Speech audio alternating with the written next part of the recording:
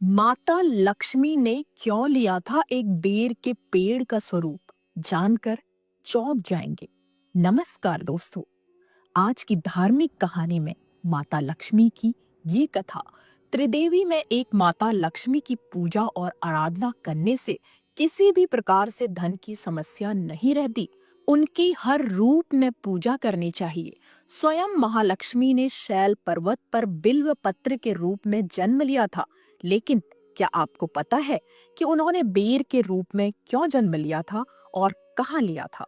स्कंद पुराण के अनुसार कहा जाता है कि जब भगवान विष्णु हिमालय के विशेष क्षेत्र में तपस्या कर रहे थे, तो यहाँ बहुत तेज हिमपात हुआ, जिससे भगवान विष्णु बर्फ में पूरी तरह से ढक गए।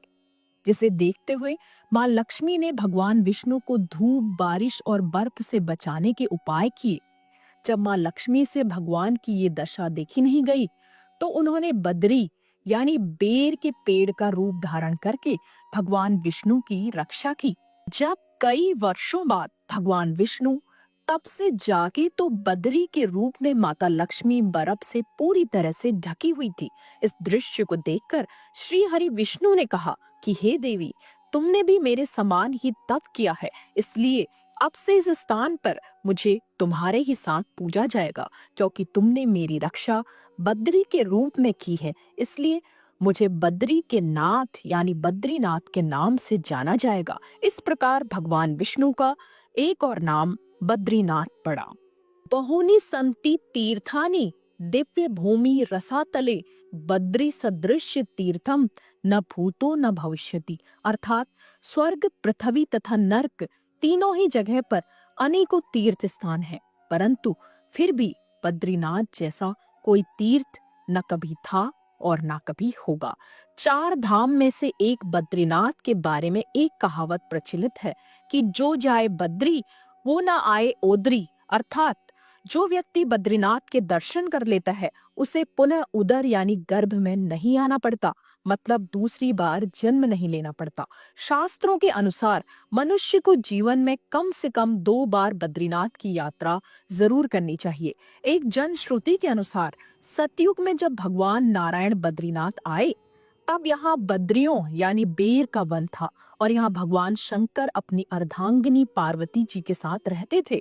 एक दिन श्री हरि विष्णु बालक का रूप धारण कर जोर जोर से रोने लगे। उनके रुदन को सुनकर माता पार्वती को बड़ी पीड़ा हुई। वे सोचने लगे कि इस बीहड़ वन में ये कौन बालक रो रहा है, ये कहाँ से आया है और इसकी माता कहाँ है।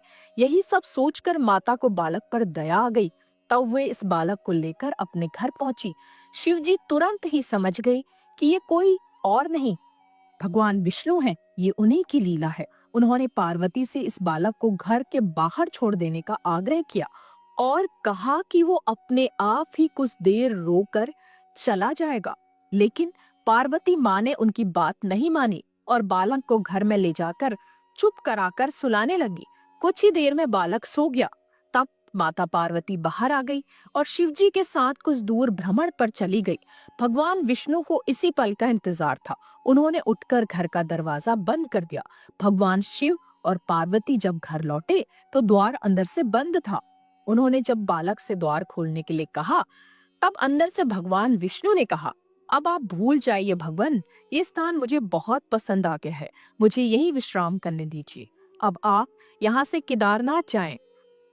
तब से लेकर आज तक बद्रीनाथ यहाँ पर अपने भक्तों को दर्शन दे रहे हैं और भगवान शिव केदारनाथ हैं। तो दोस्तों, ये थी बद्रीनाथ से संबंधित पौराणिक कथा, माता लक्ष्मी के बेर बनने की कथा और भगवान विष्णु के बद्रीनाथ में आने और भगवान शिव के केदारनाथ में जाने की कथा। तो जल्दी ही मिलते हैं एक नई धार्मिक कहानी के साथ। तब तक के लिए मुझे विदा दीजिए। धन्यवाद।